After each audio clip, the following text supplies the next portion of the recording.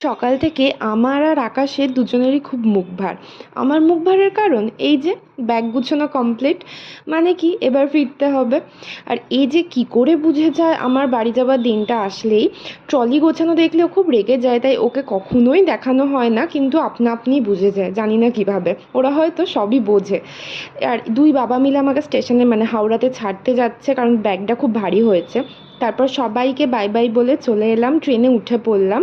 আর ট্রেনটা না বেশ ফাঁকা ছিল। আর এনারা দুজন চলে এসেছে আমাকে সারপ্রাইজ দেবে বলে, আমাকে সি আপ করতে যাবে। আমি তো পুরো অবাক আর দারুণ খুশি। প্রচুর বকবক করতে করতে হাওড়া স্টেশনে পৌঁছে গেলাম, আর এতটাই গরম ছিল যে সবাই ভেতরে উঠে বসে পড়েছে।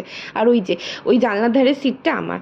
তারপর আর কি, মন খারাপ হলেও এক মুখ হাসি নিয়ে সবাইকে টাটা বললাম। ট্রেনটা ছাড়তে একটু লেট করেছিল, তাই ওরা বসেছিল। কিছুক্ষণ পরেই ট্রেন ছেড়ে দিল। নিজের জন্য একটা চিকেন স্যান্ডউইচ নিয়েছিলাম, আর কি গান শুনতে শুনতে চললাম গন্তব্যের উদ্দেশ্যে।